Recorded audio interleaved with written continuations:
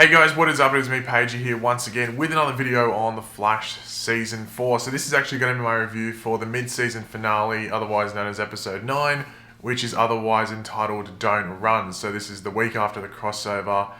So yeah, let's finish off with the mid-season finale that hopefully, let's hope that it continues on, sets up a few things and some good things for the back half of this season. So obviously before we go ahead, there will be spoilers in this video, so if you've not seen the episode, make sure you go do that before you continue on with the rest of this video, because seeing it is a mid-season finale, there's some pretty big things to be going down in this episode, so there is, going to be some pretty big spoilers. But obviously the episode before this was the crossover, so the episode before the crossover, like the last proper Flash episode, was a big Thinker episode where we learned a lot about the Thinker's past, how he went from Clifford DeVoe, just a teacher, I guess, at Central City University, and went on to becoming the villain known as the Thinker for this season. That was a really good episode. A lot of people seemed to enjoy that. So that, there was, due to that, there wasn't a lot of excitement going into this episode, which was also going to involve the Thinker a decent amount. But aside from that, it was pretty interesting to find out that, like, Cisco, Wells, and Ralph, and possibly some others would have been hanging out with, like, Killer Frost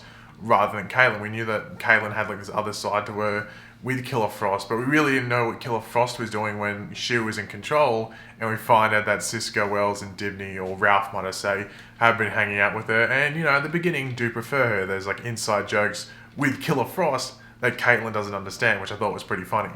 But the main stories for this episode are set up when both Barry and Caitlyn are taken by Clifford DeVoe, or the Thinker, and Amunet Black, or Blacksmith, respectively. And yeah, that really is the setup for this episode. We knew that going by the synopsis. So we got two different characters, two different heroes, both in two different dangerous situations. So the team's like, okay, what the hell do we do? How do we save both of these people?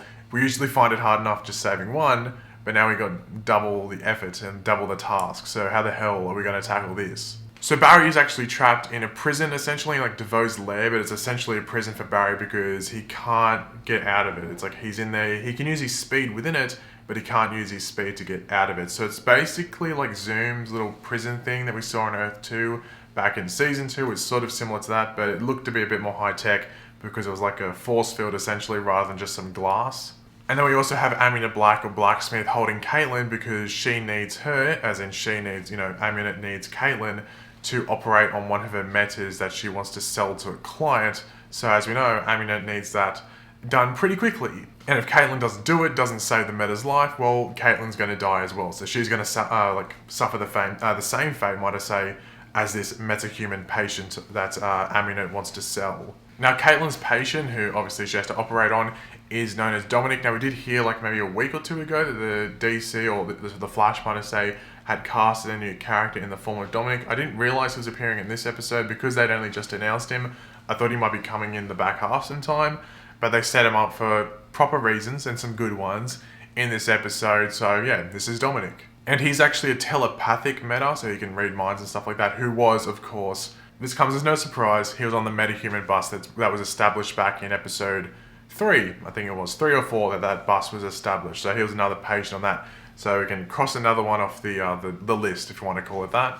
Now, the big tough choice that Iris had to make in this episode was a proper one because they have established that Iris is the leader of the team. I think we all have issues with that just because of Iris's skill set. It isn't, in comparison to others, it's not very high, so there is an issue there. Hopefully, in going into the back half of the season, they do establish why Iris should be the team leader. But at the moment, it's still a massive cloudy grey area that they really need to focus on and make a proper sense of it. That's the best way to put it, make proper sense of it. I have an issue with it at the moment, but if they establish it and make a good reason as to why she's the leader, then I don't think I'll have an issue with it. But at the moment, it's an issue. But she has to make a tough choice as the leader on who to save, and she makes the really calm decision, and not really decision at all, by saying we have to get both. That's not a decision because they're the two options, and you're choosing both options. That's not making a choice. So she has to choose who to choose. She has to choose who to save, might I say, and she chooses Caitlyn because Barry, in this situation, should be able to handle himself. It was pretty interesting finding out Amunet's backstory, that she was actually a flight attendant, and then the whole particle accelerator thing happened, and she, just became the opposite of what she was when she was normal. So that's a good example of what these powers can do. People can feel like they're, in down the dumps, lesser humans or lesser people due to how other people treat them. they get these powers and they completely flip that role. So, you know, Amunet Black was like a really good example of that. She was this flight attendant getting ordered around by pilots and different people like that, gets these powers, and now she's the boss. So you have to give us some credit for that. The Team Flash versus Amunet fight was pretty decent. Like we had Cisco and Ralph there mainly saving Caitlyn and Dominic. So it was okay. You know, it was cool to see Ralph back in the episode because a lot of people have been wondering where the hell Ralph was, because he wasn't in episode 7 and then he wasn't in the crossover as well. Like he didn't even go to the wedding. So a lot of people were like, okay, did Ralph just get kicked off the show? Like did people not like him or something? So he was back in this episode and had a decent role to play. But yeah, I guess it was cool seeing Elongated Man, even though he didn't really do too much. I don't think Amunet ever stood a chance in that fight. Like I'm excited to see more of Amunet, but they really are putting her in fights where she's just destined to lose. So I really want to see Amunet win a fight.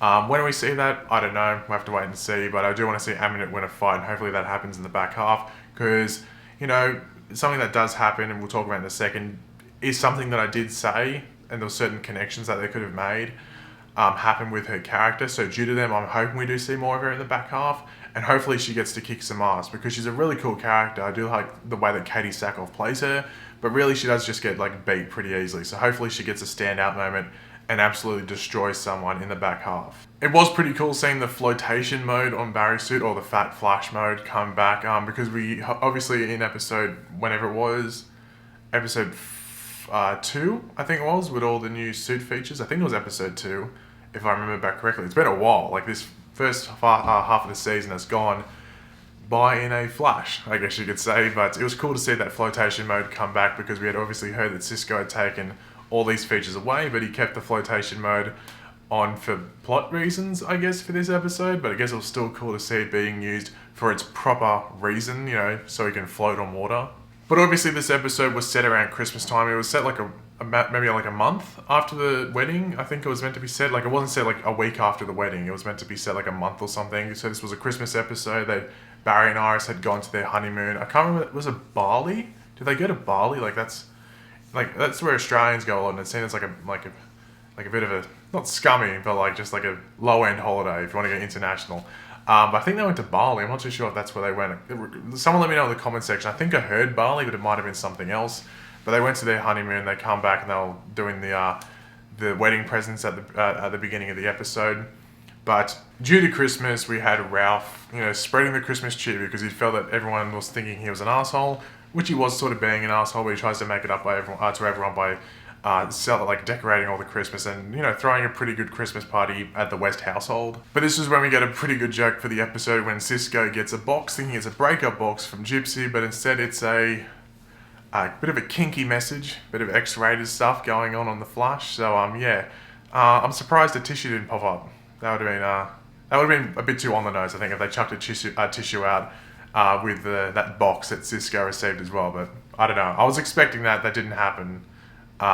Yet, at least. It might happen later when Cisco's with that box alone. But the big cliffhanger for this episode, and I said in one of my videos, if they don't do a cliffhanger, I'd be pretty disappointed, because last season with The Flash, they didn't do a cliffhanger, and boy, did they leave one hell of a cliffhanger. So essentially, Dominic, that we met before, was approached by Blacksmith again after on the streets, abducted by Blacksmith and given, or sold, might I say, to the mechanic and DeVoe. So DeVoe has now implanted his mind, his consciousness inside of Dominic, and has actually, you know, that was Dominic, controlled by DeVoe, that went to the Christmas party. He's obviously talking to Barry on the phone. This is insane. Like, what the hell is going on here? But then we find out when Barry's gone home that he finds DeVoe's body, Clifford DeVoe, with his hair and everything, dead on his floor, knife on the floor. It's probably got Barry's DNA on it, because at the beginning of the episode, one of the wedding presents was from, I think it was from Kara. I think that's what they said, it was from Kara. And it had one knife in there, and Barry picked it up, I think it was. So he's got all of his fingerprints on there. So Barry's going to be charged for the murder of DeVoe. He's going to be arrested. It's insane. So they're basically doing Trial of the Flash for the beginning half of next season. I don't know how many episodes it's going to go for. I did see the promo for not next week, but the next episode. It's going to be interesting, because I actually did mention this in like 1 or 2 videos, that DeVoe would probably do this. He would set it up so Barry was committed for his murder, but they've done it in a way where it's before Barry has beaten DeVoe. We had talked about it in a way where, it's DeVoe's last option. Like, if DeVoe's going to lose, he's going to die, he'll make it that Barry is charged for that. He'll, like, frame Barry's for his murder as, like, a last play and his last thing of revenge to Barry for, like, wrecking with his plans. But in this case, DeVoe's plan is still going ahead. He's like swapped his consciousness to another body, but he's actually still framed Barry for this murder. So what is going to happen in the beginning half of next season, or the back half of this season, might I say. But overall, I thought this was a really good episode. It was a really good mid-season finale with a really good cliffhanger. I know some people might have issues with them doing the Trial of the Flash storyline, especially not as like the beginning of a season, but like the start of the back half, because it can make things a bit cluttered, maybe ruin some momentum for what they have going. But if they can work it in with the season, make it work well, and make it make sense, that's the most important part, making it make sense, then I think it could work really well. The issue is that, like, is Neil Sandilands, who played Clifford DeVoe, now gone because his body's been murdered? Like, what's going on there? Is he completely gone now? Like, I'm sort of confused around that. But apart from that question and query about, like, what's happening with Neil Sandilands, who played Clifford DeVoe, like, is he gone or not? Apart from that, I really enjoyed this episode. I thought it was awesome. Having Amunet Black was really good. I like her. I like her character. Her accent is could be a bit better. But apart from that, I really enjoy it. So hopefully you guys did as well. But if you did enjoy the episode as well as this video, it'd be awesome if you could drop a like on it. Let me know in the comment section down below. What was your favourite part of the episode? What didn't you like too much? And what do you think's going on with DeVoe? Do you think Barry's stuffed up? How long do you think that storyline's going to play out with Barry, going to court and stuff like that? Do you think they'll just make it one episode, or do you think they'll stretch it out for, a decent chunk of that back half of the season? Just let me know in the comments what you think. And of course, if you are new to the channel, make sure to subscribe. I'll catch you later, guys. Goodbye.